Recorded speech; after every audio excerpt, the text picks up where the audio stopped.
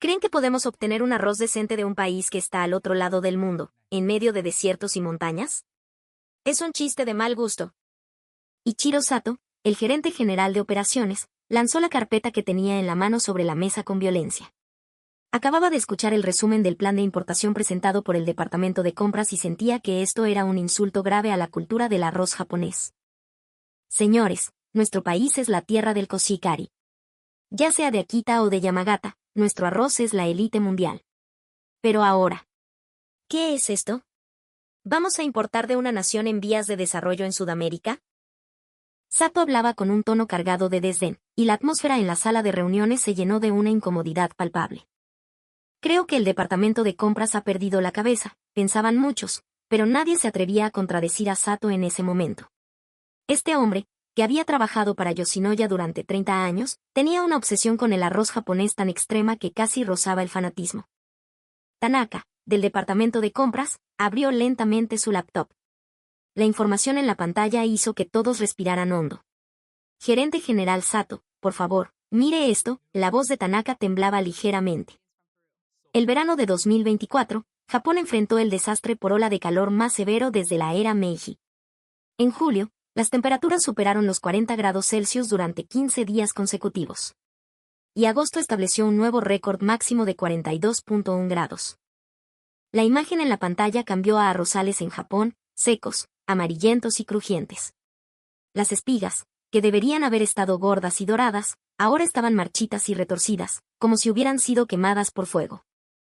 La producción nacional de arroz cayó un 23%, continuó Tanaka con su informe. Y lo que es peor, el arroz que cumple con los estándares es solo el 28% del año pasado. Especialmente la producción de koshikari en Niigata se ha desplomado un 30%. ¿Y qué? Sato seguía sin aceptar la realidad. Japón es grande. Debe haber algún lugar donde se pueda cultivar buen arroz. Si realmente no se puede, importemos de California. Allí también hay japoneses cultivando. Yamasaki, el jefe de control de calidad, intervino ajustándose los lentes. Señor Sato, el problema es que la agencia meteorológica predice que este clima extremadamente caluroso se convertirá en la norma durante los próximos 5 años. Es posible que Japón no pueda volver a producir arroz a niveles normales. La tensión en la sala aumentó. Yoshinoya, como la cadena de Yudon, tazón de carne, más grande de Japón, utiliza una cantidad masiva de arroz diariamente. Si realmente se quedaran sin arroz, el desastre sería inminente. Entonces subimos el precio. Sato golpeó la mesa. Los japoneses lo entenderán. Para comer auténtico arroz japonés, pagar un poco más no será problema. El director financiero negó con la cabeza. Señor Sato, si usamos el poco arroz de primera categoría que queda en el mercado, el precio de un tazón de carne tendría que dispararse a 800 yenes. Eso nos haría perder a la mitad de nuestros clientes. ¿Entonces usamos arroz de segunda clase? La voz de Sato comenzó a vacilar. La textura y el sabor del arroz de segunda clase serían muy inferiores, relató Yamasaki. Además, la cantidad tampoco sería suficiente. ¿A menos que qué? A menos que usemos arroz de Sudamérica, dijo Tanaka con mucho cuidado. Específicamente de la costa del Perú. De ninguna manera. Sato se levantó de golpe. Los 125 años de historia de Yoshinoya nunca han dependido de arroz sudamericano. Un arroz seco y duro como ese, ¿cómo podría ser digno de nuestra carne? Esto es un insulto a la marca. Mientras la discusión llegaba a un punto muerto, una voz tranquila y firme resonó en la sala.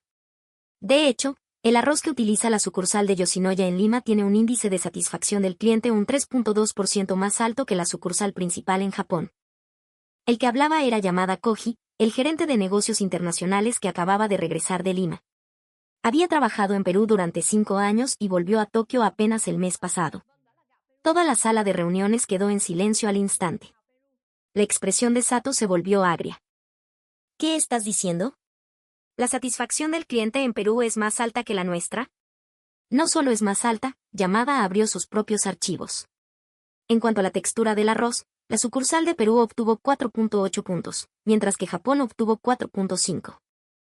Y en delicia general, Perú obtuvo 4.7 y Japón 4.6. Imposible. Sato casi gritó. Debe ser porque el gusto de los peruanos es diferente. ¿Qué van a saber ellos de cómo es un verdadero gyudon? Yamada sonrió levemente. Lo interesante es que quienes dieron los puntajes más altos fueron los expatriados japoneses y la comunidad Nikki que viven en Perú.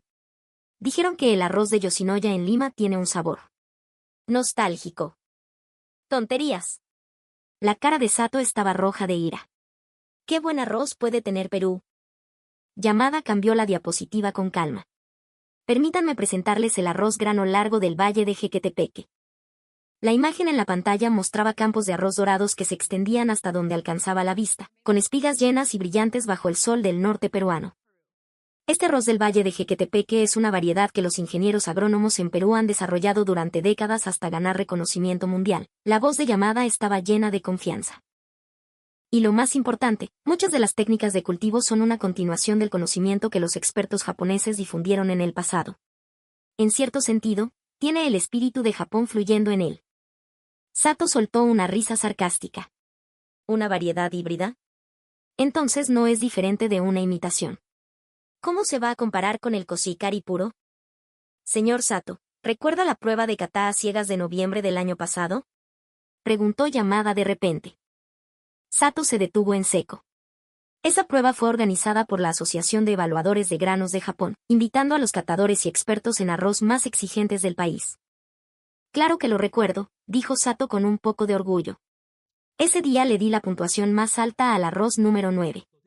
Tanto el aroma, la suavidad y el dulzor estaban perfectamente equilibrados. Era perfecto. Incluso dije que tenía que ser un koshikari premium de Niigata. La sonrisa de Yamada se amplió. Señor Sato, el arroz número 9. Era el arroz del Valle de Jequetepeque. ¡Sas! Sato sintió como si le hubiera caído un rayo. Se quedó parado mirando a Yamada con la boca abierta, sin poder decir una palabra. Todos en la sala estaban atónitos. El gerente Sato, siempre tan duro y agresivo, ahora parecía un globo desinflado. No puede ser. Murmuraba Sato para sí mismo. No solo es el sabor, también hay evidencia científica, continuó Yamada. La costa norte del Perú tiene una geografía especial. Tienen sol todo el año, pero específicamente en los valles norteños como Jequetepeque o Lambayeque, el suelo tiene una salinidad particular. El clima es caluroso de día pero fresco de noche gracias a la brisa marina. Esa diferencia de temperatura hace que el arroz acumule más almidón y azúcares. Yamasaki, de control de calidad, recordó algo. Sí, ahora que lo menciona, en la prueba de ese día, el arroz número 9 tenía un aroma muy distintivo. Un olor fresco, casi dulce. Exacto. Esa es la identidad del arroz norteño peruano, asintió Yamada. Ese aroma proviene de los minerales únicos del suelo de esos valles costeros. Pero Sato todavía intentaba encontrar un contraargumento. Aunque el arroz sea bueno, ¿cómo se va a comparar la tecnología de cultivo de Perú con la de Japón? Nosotros tenemos siglos de tradición. Yamada cambió la diapositiva nuevamente. La tecnología de agricultura de precisión en la agroindustria peruana actual está unos 5 a 7 años por delante de la nuestra. La imagen mostraba una Smart Farm, hacienda inteligente, en la región de La Libertad. Drones volaban escaneando los campos. Sensores medían la humedad y temperatura. El riego y los fertilizantes se controlaban con precisión desde una aplicación móvil. Esto es agricultura 4.0 en Perú. El crecimiento de cada planta se registra en la nube y se analiza con Big Data. Los agricultores pueden predecir la cosecha con exactitud. Por el contrario, la mayoría de los agricultores ancianos en Japón siguen usando métodos tradicionales. El director financiero levantó la vista. Un momento. Si el arroz peruano es tan bueno, ¿por qué nadie lo propuso antes? Porque la mayor parte del arroz de alta calidad de Perú se consume internamente, respondió Yamada. Es muy demandado. Incluso para los peruanos es un producto preciado. Si no fuera por esta crisis en Japón, el gobierno peruano quizás no habría aprobado la exportación a gran escala. Yamada añadió con franqueza, y para ser honestos, es porque nosotros, los japoneses, somos demasiado arrogantes. Siempre pensamos que todo lo de Japón es lo mejor, sin pensar nunca en aprender de otros lugares. Estas palabras fueron como una bofetada para todos en la reunión. El presidente Matsuda, que había estado en silencio, finalmente habló. Señor Yamada, su propuesta es que hagamos una prueba de sabor primero, ¿verdad? Sí, señor.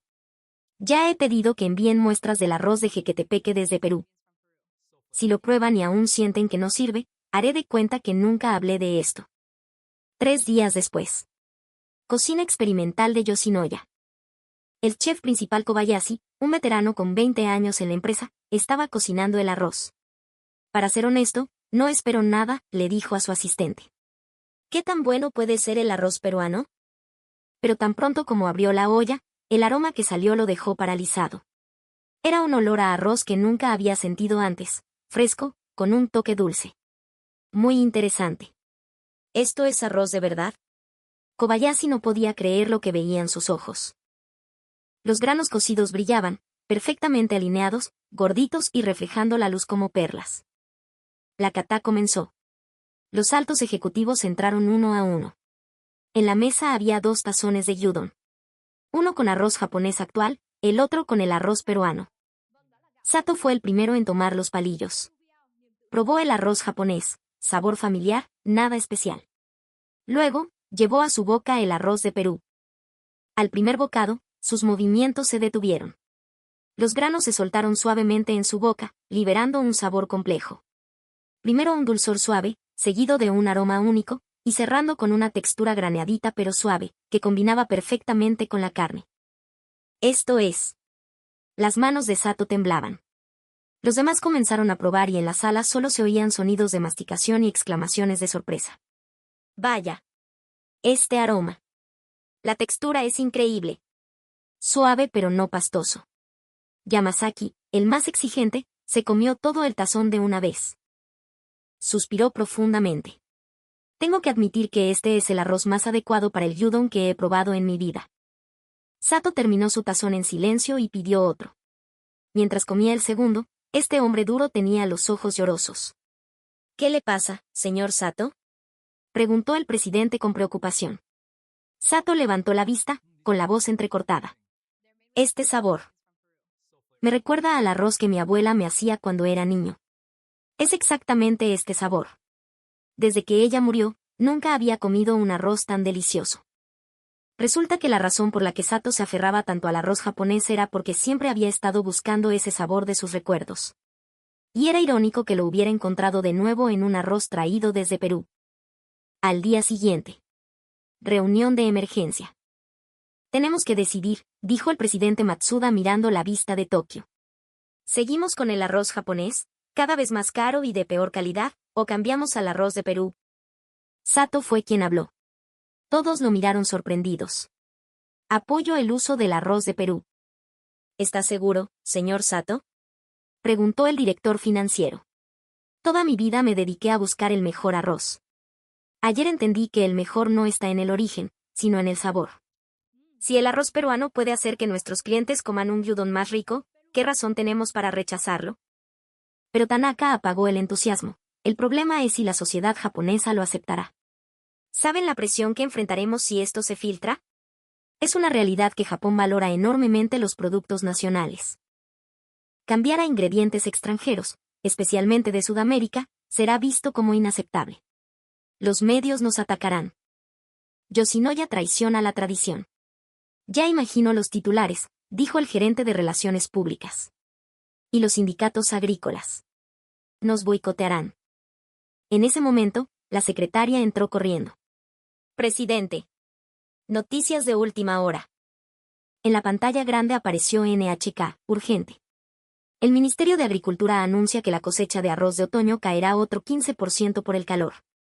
Las grandes cadenas de restaurantes ya anuncian subidas de precios. La imagen cortó a entrevistas en la calle. Una ama de casa se quejaba, ya no puedo pagar el tazón de carne. De 300 yenes pasó a 500, ¿y ahora dicen que a 800? ¿Cómo vamos a vivir? Un anciano fue más directo, no me importa de dónde venga el arroz, solo quiero que sea rico y barato. El arroz japonés ahora es caro y encima sabe mal. El presidente Matsuda se puso de pie.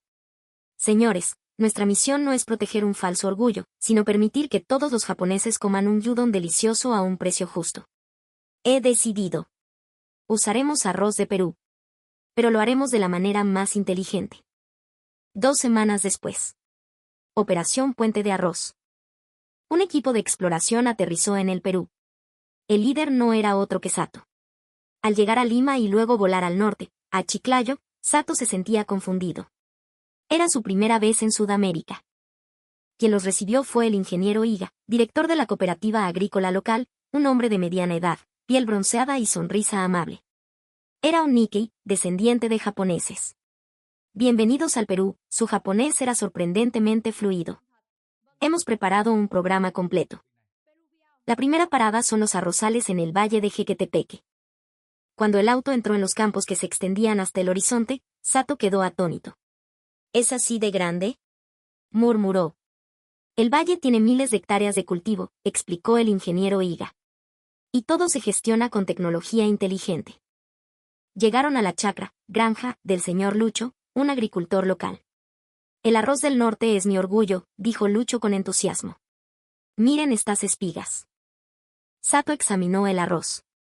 ¿Cuál es el secreto? Lucho sonrió. Venga, le mostraré. Los llevó a una caseta llena de computadoras. Este es nuestro centro de control. Cada parcela tiene sensores. La pantalla muestra humedad, pH, nitrógeno. Increíble, exclamó el técnico japonés. Esto está más avanzado que nuestro sistema en Japón.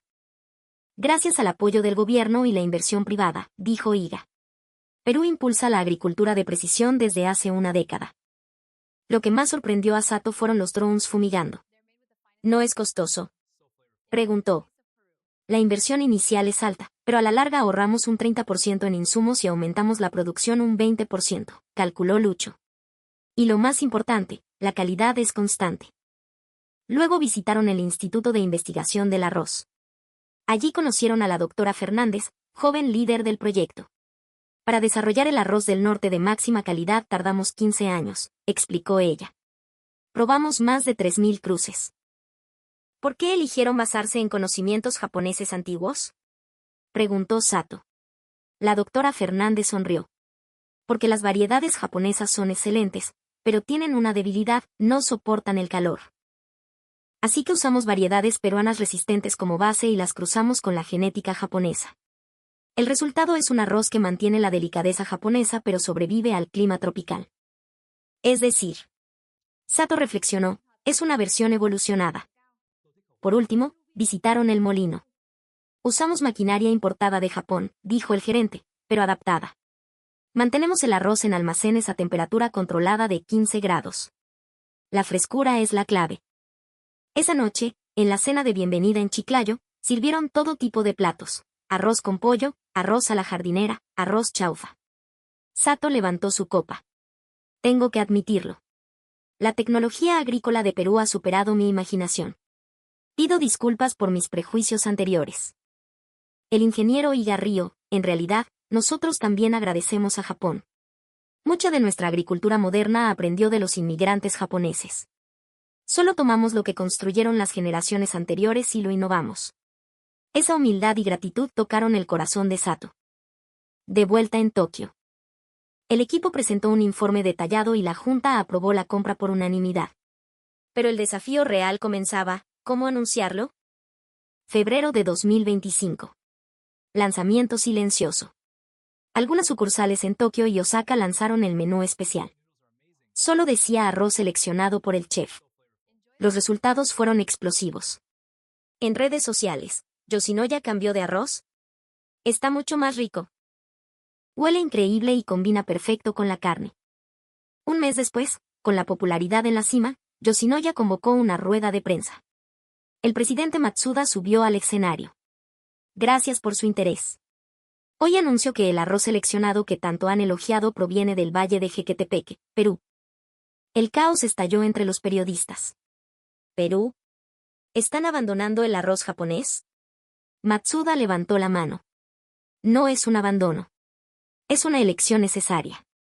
Y este arroz tiene una conexión especial. Proyectó un video explicando el origen. En cierto sentido, este es el fruto del arroz japonés que floreció en Perú. Es la cristalización de la cooperación tecnológica entre ambos países. Fue una explicación astuta.